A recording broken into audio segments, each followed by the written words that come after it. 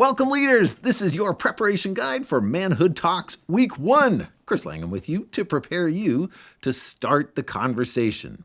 Week 1 is about what it means to be a man. Of course, this whole series is about that. But we want to start where they are and help your group think it through. Our goal this week is to start the conversation and begin a perspective shift where we stop seeing manhood as you conforming into some masculine image and begin to see it as part of God transforming you into His image. I use the analogy of a cookie cutter because it's a good picture of how the world tries to force us into a mold of masculinity. Sometimes good, sometimes toxic. And sadly, that's also how many of your boys view Christianity. One more mold to conform to. Because we present it that way sometimes. But the Bible gives us a different plan. Romans 12:2 says, "Do not conform to the pattern of this world, but be transformed by the renewing of your mind." Now, a rundown for the meeting is provided on manhoodtalks.com with a full game plan for group challenge, leader tips, and everything you need. But the heart of the plan is simple. Watch the video together and talk through the discussion questions. That's it. If possible, watch the video once before you meet with the boys so you can prepare your answers and, more importantly, be ready to help your young men talk through their answers. The discussion this week: what does it mean to be a man? We'll start that conversation in the video as each of the guys shares what manhood meant both in the neighborhood we grew up in and what it means now. So follow the model in our conversation and begin where the boys are now, then shift the talk about what you think God says about it.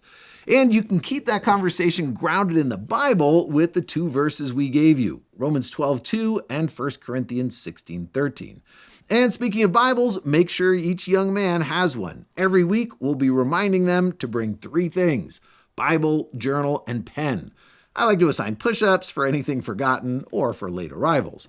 I also like to make the whole group team up on push-ups. Now, speaking of how to run the group, it's time for our group leader tip of the week. This week's tip is the key to good discussion questions. And the key is SPIT, not actual spit. Don't spit on your guys. It's an acronym for the order of questions: simple, personal, insightful, then thinker.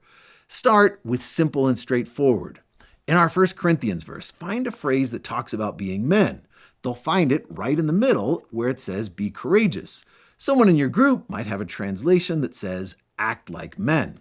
That one's an easy to find, and now they've broken the silence. Next question, ask about personal experience. When someone says be a man or man up at your school, what do they mean? It's easy to answer, and now the discussion is livening up.